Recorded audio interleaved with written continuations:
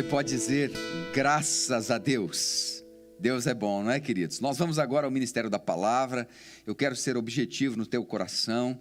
Uma palavra de Deus para você. Toda vez que eu tenho que ministrar a palavra de Deus, é com muito temor no coração, não é? Mas eu sempre aprendo, eu sempre cresço, e eu quero que nesse dia de hoje também você possa aprender, crescer. Eu quero ministrar uma palavra ao teu coração lá de Joel, capítulo 3, verso 9. Abra sua Bíblia em Joel, capítulo 3, verso 9. É um dos profetas menores e iremos crescer juntos nesse tempo. Talvez nesse tempo você já enfrentou dúvida, incerteza, medo, escassez, ansiedade e tédio, né? Tédio. Rotina, entrou numa rotina aí, talvez nem tomou banho para estar aqui conectado com a gente no culto, acordou tarde ontem, né? E esse momento agora. É possível haver uma mudança aí de comportamento, né? Essa semana nós estávamos assistindo a live das mulheres da IBN Chamar, na direção da Daiane Rodrigues, e ela contou uma história muito interessante que diz que ela tem uma filha, a Amanda, e a Amanda é linda demais, e aí ela contou que nesse começo quando começou toda essa paranoia, essa questão aí do Covid, que realmente tem sido desafiador para todos nós, né? Diz que a Amanda achou lindo, né? Achou lindo, não tinha mais aula, ficar em casa, não tem que ir para a escola, não tem professor, não tem tarefa, e para quem tem homeschool, muita tarefa, né? Não tinha tarefa, e a mamãe o tempo todo disponível, o papai o tempo todo disponível, os irmãos ali para ela poder pegar no pé, e ela achou tudo lindo, né? Poder dormir até mais tarde, mas aí os dias foram passando, e aí dessa semana, diz que ela foi, tomou um banho, colocou um vestido bonito e passou perfume, e chegou na sala e falou assim, estou pronta. Aí a mãe dela falou assim, está pronta para quê, Amanda? Para sair, quero ir para o shopping, quero passear. Então, essa é a grande pergunta que tem que ficar na nossa alma, né? Para esse tempo, você está pronto? Para quê? Para que você está pronto?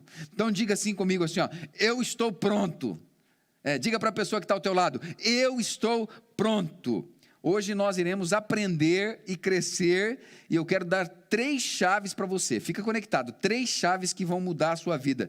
Joel 3,9, a palavra de Deus diz assim, proclamai isto entre as nações, apregoai guerra santa e suscitai os valentes, cheguem-se, subam todos os homens de guerra, forjai espadas das vossas relhas de arado e lanças das vossas podadeiras. Digo fraco, eu sou forte. Apressai-vos e vinde todos os povos em redor e congregai-vos para ali, ó Senhor, fazer descer os teus valentes. Levantem-se as nações e sigam para o vale de Josafá, porque ali me assentarei para julgar todas as nações em redor. Lançai a foice, porque está madura a seara. Vinde, pisai, porque o lagar está cheio, os seus compartimentos transbordam, porquanto a sua malícia é grande. Multidões, multidões no vale da decisão, porque o dia do Senhor está perto, no vale da decisão. O sol e a lua se escurecem, e as estrelas retiram seu resplendor. O Senhor brama de Sião, e se fará ouvir de Jerusalém, e os céus e a terra tremerão. Mas o Senhor será o refúgio do seu povo, e a fortaleza dos filhos de Israel. Sabereis assim, que eu sou o Senhor, vosso Deus, que habito em Sião, meu santo monte, e Jerusalém será santa, estranhos não passarão mais por ela. Feche teus olhos, Espírito Santo. Ministra a tua doce, bendita e preciosa palavra no nosso coração e fala conosco nesta manhã, em nome de Jesus, amém e amém. Eu poderia pensar com você sobre a questão do suficiente. O salmista no Salmo 37, ele declara que eu jamais vi o justo desamparado, nem sua descendência a mendigar o pão.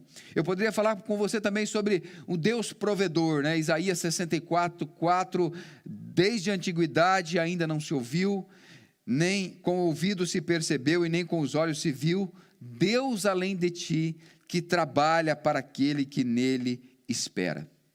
Em nome de Deus, quantas guerras houveram. No entanto, Jesus fez mais com o amor do que com a espada. O príncipe da paz, no entanto, nos levará também a reinar num tempo futuro com cetro de ferro. Lembrando os Salmos 2:9, João declara em Apocalipse 2:26, ao vencedor que guardar até o fim as minhas obras, eu lhe darei autoridade sobre as nações, e com cetro de ferro as regerá, e as reduzirá a pedaços como se fossem objetos de barro. Talvez seja aí caminho para o fim dos tempos, talvez seja o Apocalipse. Queridos, é um tempo que nós temos que orar como sempre oramos, é um tempo que temos que jejuar como sempre jejuamos, e é um tempo que a igreja continua se posicionando como se fosse a igreja do Senhor e como ela sempre foi. Se fôssemos falar de escatologia, aqui em Joel nós temos um resumo de um panorama escatológico. Joel é um dos profetas menores, que possivelmente viveu e escreveu pós-exílio, aproximadamente 400 antes de Cristo, e Pedro, em seu sermão, lembra as palavras do profeta e declara em Atos 2:17, e acontecerá nos últimos dias, diz o Senhor, que eu derramarei do meu espírito sobre toda a carne, vossos filhos e vossas filhas profetizarão, vossos jovens terão visões e sonharão vossos velhos, até sobre os meus servos e sobre as minhas servas derramarei do meu espírito naqueles dias e profetizarão. Mostrarei prodígios em cima no céu e sinais embaixo na terra, sangue, fogo e vapor de fumaça, o sol se converterá em trevas, a lua em sangue, antes que venha o grande e o glorioso dia do Senhor, e acontecerá que todo aquele que invocar o nome do Senhor será salvo. Está lembrando o profeta Joel? E o livro do profeta Joel, ele é dividido em duas partes, o primeiro e o segundo capítulo, que parece que não tem nada a ver com o terceiro, mas eles se completam, e o profeta Joel, ele fala que Deus vai restituir os anos que foram consumidos. E eu quero declarar para você que, ainda que você não esteja vendo, Deus é um Deus de restituição, Deus é um Deus de paz, Deus é um Deus de amor, de alegria. Agora, quando será a vinda do Senhor? Nós não sabemos, queridos. Então, nós podemos fazer conjecturas, mas elas são humanas. Agora, a partir disso, um panorama escatológico breve para você, sobre quando será a vinda do Senhor e como ela será. A primeira coisa é que ninguém sabe. Em Mateus 24:36, mas a respeito daquele dia e hora, ninguém sabe, nem os anjos do céu, nem o Filho, senão o Pai, pois assim como foi nos dias de Noé, também será a vinda do Filho do Homem. E aconteceu. Então não adianta ficar fazendo conjecturas. Quando for, será. O que você tem que fazer? Ficar pronto, está pronto. A segunda coisa a respeito dessa questão é: haverá um encontrar com Ele. Em 1 Tessalonicenses 4:16, porquanto o Senhor mesmo, dada a sua palavra de ordem, e ouvida a voz do arcanjo, e ressoada a trombeta de Deus, a última trombeta, descerá dos céus, e os mortos em Cristo ressuscitarão primeiro.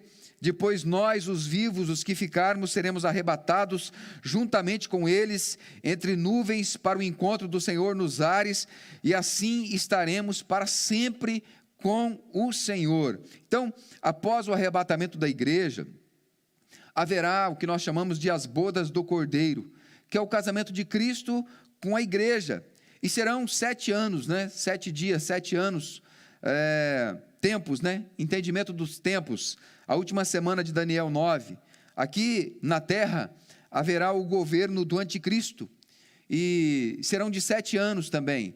Então nos primeiros 3 anos e meio haverá paz, porque muitos farão aliança com ele, e depois disso haverá 3 anos e meio de guerra. E por quê? No meio da coisa toda de paz, desse governo mundial, o anticristo que vai estar governando, que muitos acharão que é o Cristo, mas não é, é um anticristo, é uma mentira, ele mandará cessar a oferta. E o judeu, ele sabe que sem oferta, você não consegue se relacionar com Deus. Em Daniel 9:27, ele fará firme aliança com muitos por 1 semana. Na metade da semana, 3 dias e meio, fará cessar o sacrifício e as ofertas de manjares, Sobre as asas das abominações virá o assolador, até que a destruição que está determinada se derrame sobre ele. A terceira coisa que nós precisamos compreender a respeito disso é que haverá um tribunal para os cristãos, o tribunal de Cristo, que não é para todos, é só para os cristãos. Em 2 Coríntios 5:10, porque importa que todos nós compareçamos perante o tribunal de Cristo, para que cada um receba segundo o bem ou mal que tiver feito por meio do corpo, as suas obras, se é palha, se é madeira, se é ferro, se é bronze, se é ouro, prata, o que você faz, os teus atos vão ser julgados num tribunal de Cristo, por isso você tem que estar pronto. A quarta coisa que nós podemos pensar nesse panorama escatológico é que nós teremos o reino milenar. No livro da Revelação, nós lemos em Apocalipse 26, bem-aventurado e santo é aquele que tem parte na primeira ressurreição. Sobre esses a segunda morte não tem autoridade, pelo contrário, serão sacerdotes de Deus e de Cristo e reinarão com ele os 1000 anos, o governo milenar, né? A quinta coisa que a gente pode aprender sobre isso é que haverá uma guerra santa. Ezequiel 38:16, e subirás contra o meu povo de Israel como nuvem para cobrir a terra. Nos últimos dias hei de trazer-te contra a minha terra, para que as nações me conheçam a mim, quando eu tiver vindicado a minha santidade em ti, ó Gog, perante eles. A guerra santa, uma guerra preparada, separada, santa, para que o nome de Deus seja glorificado. Em Apocalipse 20, verso 7, quando, porém, se completarem os 1000 anos, Satanás será solto da sua prisão e sairá a seduzir as nações que há nos 4 cantos da terra, Gog e Magog, a fim de reuni-las para a peleja. O número dessas é como a areia do mar. Marcharam, então, pela superfície da terra, e sitiaram o acampamento dos santos e a cidade querida. Desceu, porém, fogo do céu e os consumiu. Agora, esse fogo do céu pode ser meteoro, pode ser fogo literal, pode ser bomba, é uma guerra, vai haver uma guerra, você tem que estar pronto, você está pronto, é isso, queridos. A sexta coisa que nós precisamos compreender é que então haverá uma recompensa, céu ou inferno, eternidade nós estamos falando, falando além desse tempo que nós estamos vivendo. Apocalipse 20:12, vi também os mortos, os grandes e os pequenos, postos em pé, diante do trono, o trono branco, o trono de Deus, para julgamento final. Então se abriram livros das obras de cada um, o que cada um foi feito. E ainda outro livro, o livro da vida foi aberto, e os mortos foram julgados segundo as suas obras, conforme o que se achava escrito nos livros. Então, aquilo que você faz vai estar escrito nos livros das obras, mas existe um livro que é o livro da vida, que o teu nome tem que ser achado nele, e ele só é encontrado nele se você aceitar e reconhecer a Jesus Cristo como o único Senhor e Salvador da sua vida. E a sétima coisa, haverá novos céus e nova terra, glória a Deus. Apocalipse 21, vi novo céu e nova terra, pois o primeiro céu e a primeira terra passaram, e o mar já não existe. Vi também a cidade santa, a nova Jerusalém, que descia do céu, da parte de Deus, ataviada como uma noiva adornada para o seu esposo. Então ouvi grande voz vinda do trono, dizendo: eis o tabernáculo de Deus com os homens, Deus habitará com eles, eles serão povo de Deus, e Deus mesmo estará com eles, e lhes enxugará dos olhos toda lágrima, e a morte já não existirá, já não haverá luto, nem pranto, nem dor, porque as primeiras coisas já passaram. Mas sabe, nós só temos a palavra escrita, o resto é suposição humana, são leituras humanas. O que temos de fato, pastor? O dia de hoje. Só temos o dia de hoje. E qual é a nossa esperança? 1 Tessalonicenses 1:10, e para guardardes dos céus o seu Filho, a quem ele ressuscitou dentre os mortos, Jesus, que nos livra da ira vindoura. Então eu tenho uma pergunta para você, de verdade, como você está? Nós teremos nos próximos dias, queridos, os que estão contaminados, pessoas continuarão sendo contaminadas. Nós temos os que já foram curados, e muitos, milhares de pessoas já foram curadas. Nós teremos os que tiveram perdas emocionais. Nós teremos os que estão quebrados financeiramente, emocionalmente, espiritualmente. Nós temos os que estão ganhando dinheiro. Nós temos os que estão reconhecendo a Jesus como Senhor. Nós temos pessoas que estão se renovando. E nós temos os que perderam. Inclusive perderam a fé. A conversa nestes dias, ela será sobre dano colateral. Sempre haverá. E danos colaterais é algo que nós não temos controle. Então eu quero deixar para você, antes de orar com você, 3 coisas que devemos fazer em momentos de dificuldades. 3 chaves. Primeiro, baseado em Joel e naquilo que Joel falou para nós. 3 chaves para você. Primeiro, faça da sua mente um campo criativo. A mente, ela é o campo de batalha. Criatividade é coisa nova. O verbo usado aqui em Joel, subam, todos os homens de guerra, dá o sentido de se apresentar diante de Deus para um tempo que virá em adoração, reconhecendo que Ele é Senhor. Se neste tempo agora, de hoje, você não falou de Jesus para alguém, você não fez um ato de bondade, você não leu um bom livro, você não fez um curso à distância, você não está fazendo atividade física, você não criou o hábito do devocional diário, ler a Bíblia, orar e escrever, algo está errado com você. Você já está perdendo a guerra, você não está pronto para o que virá. Você tem que estar condicionado fisicamente, emocionalmente e espiritualmente. Então a primeira coisa que você tem que entender é que a tua mente tem que ser um campo criativo para coisas novas, se preparar, estar pronto. Segunda coisa, segunda chave, seja capaz de transformar a sua enxada em espada. A sua enxada é o seu instrumento de trabalho, é aquilo que você faz. A sua espada é o seu instrumento de luta, é o lugar onde você vai expressar Deus. Acredite no seu valor. Ele diz, diga ao fraco, eu sou forte. Às vezes nos sentimos fracos demais para vencer.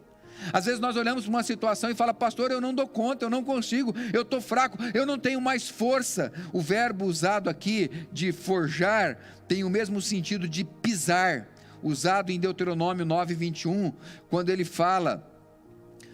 quando Moisés fala do que ele fez ao bezerro de ouro, ou seja, destruir da sua vida aquilo que te separa da santidade de Deus e fazer disto uma arma de batalha em favor do Senhor. É acreditar que Deus tem um propósito através da sua vida e Ele quer usar você. Na galeria dos heróis da fé, em Hebreus 11, ele declara que da fraqueza eles tiraram forças. Em 2 Coríntios 12:10, Paulo declara, pelo que sinto prazer nas fraquezas, nas injúrias, nas necessidades, nas perseguições, nas angústias, por amor de Cristo, porque quando eu sou fraco, então é que eu sou forte. Então diga, estou pronto.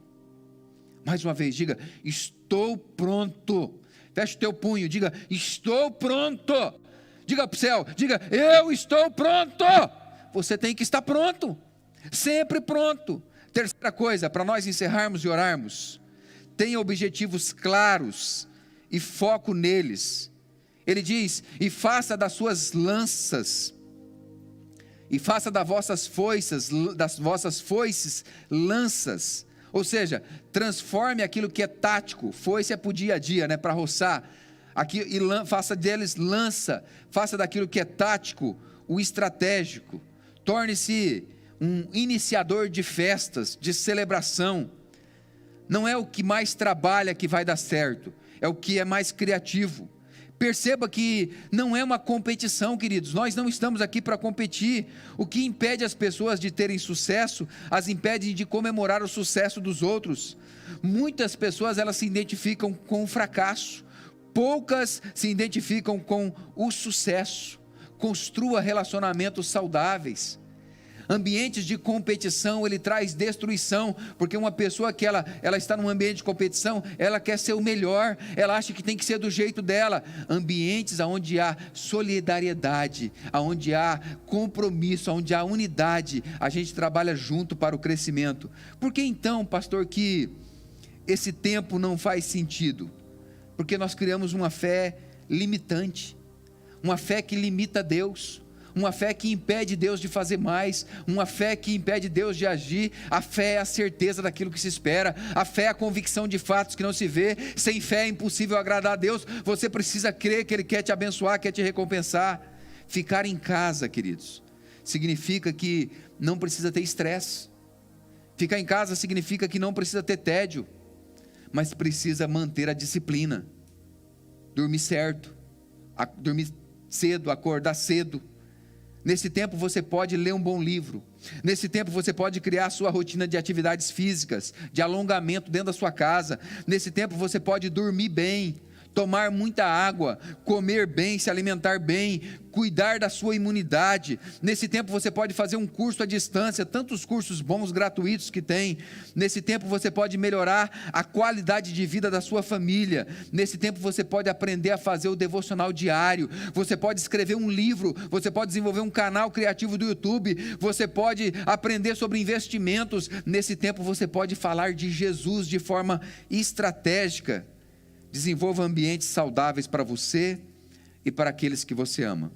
Por quê, pastor? Porque nós precisamos cooperar com Deus nesse tempo. Na 2 Coríntios 6:1, e nós, na qualidade de cooperadores com Ele, também vos exortamos a que não recebais em vão a graça de Deus. Na 1 Coríntios 3:9, porque de Deus somos cooperadores, lavoura de Deus, edifício de Deus sois vós. Estamos trabalhando com Deus para alcançar um lugar nele, onde nós seremos felizes para sempre. Quero deixar uma frase para o teu coração. A resposta da cruz não é sobre hoje, é sobre o nosso futuro.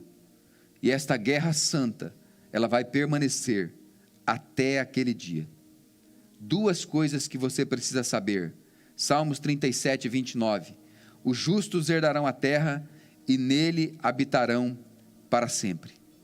Mas não é esta terra, não é essa aqui, é a nova terra que Ele vai fazer conforme a sua palavra. Nesse tempo nós precisamos nos refugiar e confiar nele, porque o Salmo 37:39, vem do Senhor a salvação dos justos, Ele é a sua fortaleza no dia da tribulação. E você precisa saber também que em 2 Tessalonicenses 2:7 está escrito: com efeito, o mistério da iniquidade já opera, e aguarda somente que seja afastado aquele que agora o detém. Então será de fato revelado o iníquo, a quem o Senhor Jesus matará com o sopro da sua boca e o destruirá pela manifestação da sua vinda. Aquele que o detém ainda não foi afastado. O Espírito Santo de Deus ainda está conosco. O Espírito Santo de Deus ainda está comigo e com você.